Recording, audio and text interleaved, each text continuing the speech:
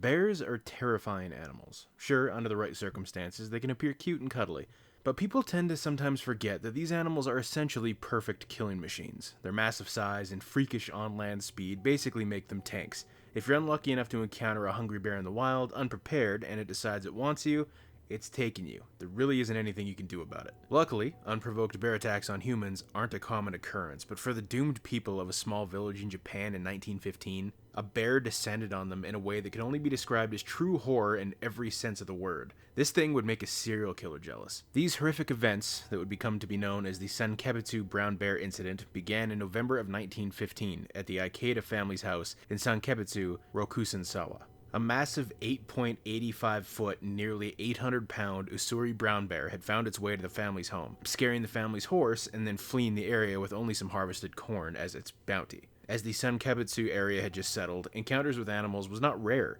but never before in Japan's history or future would anyone face what was about to occur. On November 20th, 1915, the bear reappeared. Worrying about the family horse, the head of the Ikeda family tasked his son, Kamitaro, and two Mitagi, specialized winter hunters, to track down the bear and kill it. 10 days later, on November 30th, the group successfully tracked down the creature and shot it, but they failed to kill it. The next morning, they followed the bear's footprints and bloodstains, but after a snowstorm, and the belief that the bear would now be too scared of people to come near the village again, the party turned back. This choice would result in nearly a week of chaos and ultimately cost the lives of 7 people. In the early morning hours of December 9th, 1915, a woman by the name of Abe Meiyu and a baby in her care, Hasumi Mikio, were going about their day when the brown bear returned to the village. The first victim of the Sankebetsu bear incident would be the baby, Mikio, killed by the bear biting down and crushing its skull. Meiyu, in an effort to fight back, threw firewood at the beast before it overtook her and dragged her screaming into the nearby forest. When fellow villagers finally arrived back at the Ota family home, the scene was described as looking just like a slaughterhouse. There wasn't much more detail given other than that description, but we could probably imagine what it looked like. The next day, a search party consisting of 30 men was gathered together and headed out into the forest to track down the bear and hopefully to find Meiyu. The men had barely gotten into the forest when they came face to face with the animal, later given the name Kesegake. Of the 30 men, 5 took shots at the bear, but only 1 managed to hit it. Once again, the beast fled. Shortly after this encounter, the group would discover the body of Meiyu, partially buried in snow under a tree,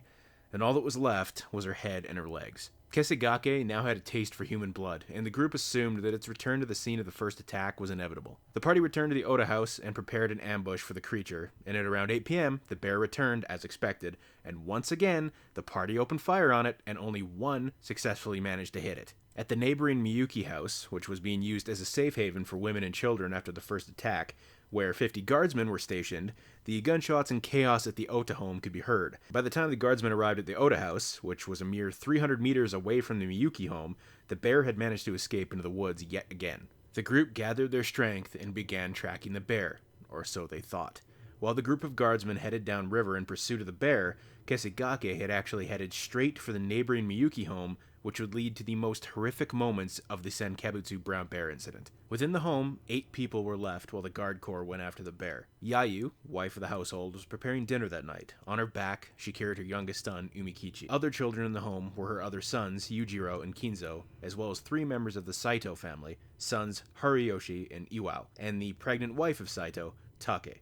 1 armed guard by the name of Odo also stayed at the home to keep watch. The only warning that the household would receive was a brief rumbling from outside before the massive animal busted its way through the window like some demonic Kool-Aid man. In the initial panic, the cooking hearth and an oil lamp, the only 2 sources of light, were completely extinguished, plunging the house into absolute darkness. Now imagine that for a moment. Imagine being trapped in a small home with a massive bear that is hell-bent on destroying everything in there, with children, in total darkness. Yayu attempted to flee with her son Umikichi on her back, but her other son, Yujiro, clung himself to her legs and knocked her down. Seizing the opportunity, the bear attacked her and her baby, biting down on Umikichi's head, a wound that would later end up killing him.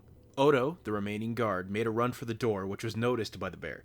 It released Yayu and went after Odo instead, who attempted to hide behind furniture, but his back was brutally slashed. While the bear was busy with Odo, Yayu took her chance to flee with Umikichi and Yujiro, leaving her other son Kinzo behind. Kinzo would be slaughtered in the attack, as well as Hariyoshi, who was also mauled and killed. Iwao managed to escape the attack, only being injured. By this time, Yayu, having been seriously hurt, met up with the guard corps that had thought they were pursuing the bear and told them about the attack. They quickly returned to the Miyuki home, the sounds of chaos still emanating from within the house. Later reports would describe how Take, the pregnant wife of the Saito family, was heard from inside the home begging and pleading for the bear to leave her stomach alone and to attack her head.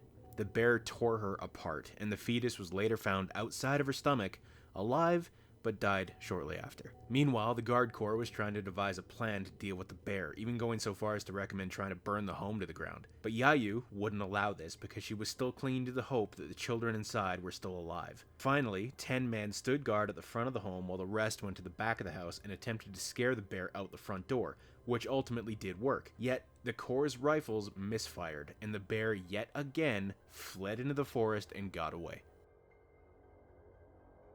Miyuki Yasutaro and Saito Ishiguro returned home after having left the previous day to run errands outside of the village, completely unaware of the fate both their families had faced. They were told of the attack and undoubtedly were devastated.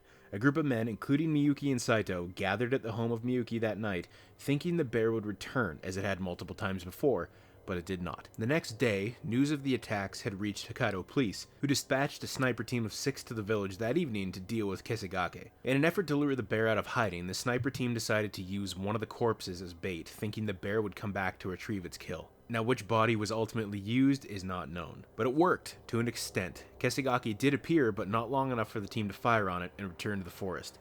Yet another failure. On the morning of December 13th, it was discovered that the bear had begun to widen its area of territory, damaging 8 neighboring homes in the village and had eaten the winter stockpile of food that the village had harvested. And now that Kisegake was expanding his territory, even more lives were at risk. To combat this, an ice bridge was built at the river, armed with guards, knowing the bear would have to cross it to get any further. That evening played out like a horror movie. On the other side of the river, a large, unidentifiable mass could be seen among the tree stumps. Unable to properly identify what it was, the guard who spotted it called to it, thinking maybe it was another person. There was no response, so the captain, Suge, quickly ordered the snipers to open fire. Once the shadow began to move, it became quickly apparent that it was in fact Kisegake, who once again escaped into the forest. The next day, the area of the attack was investigated, leading to finding blood and footprints. Kisegake had been injured again. And with an impending snowstorm risking the loss of the trail, a team of 2 men, Yamamoto Heikichi and Ikeda Kamajiro, decided enough was enough and pursued the animal. They were not going to let Kisegake get away again. After following the blood and prints for a while into the forest, they found it, recovering under an oak tree. Yamamoto slowly and quietly approached until he was within 20 meters of the bear and took 2 shots. The first bullet pierced Kasegake's heart, and the second struck it in the head. The beast collapsed, and after nearly a week of absolute hell, its reign of terror over Sankebetsu had finally come to an end. In the end, 7 lives were lost in less than a week. Kisegake's remains, including its skull and fur, were kept, but eventually lost. Today, nothing remains of Kisegake. The village would eventually become an abandoned ghost town lost to time, with many people fleeing from fear of the potential for more animal attacks. Today, the area of the incident is home to a shrine, known as the Sankebetsu Brown Bear Incident Reconstruction Location. Surrounded by forest, way off the beaten path, the area can still be visited. At it, you'll find a recreation of the Oda family home and a statue of Kisegake towering over it, a nearly forgotten reminder of the delicate balancing act between man and animal, and how quickly things can go very, very wrong. Hello, and thank you for watching. This is my first attempt at trying to make a video of this style. If you're into this kind of thing, you found it interesting, you want to see more, consider subscribing because I have a lot planned for this channel. If you want a more comedic take on things, consider subscribing to my other channel, Corrupt Nostalgia, which I will link to at the end of this video. Their movie stuff, that channel does not take itself seriously whatsoever. Hell, I've even talked about the movie that I used the footage for in this video, Yellow Fangs. So, thank you again for watching. I appreciate it. Plenty of stuff in store for this channel.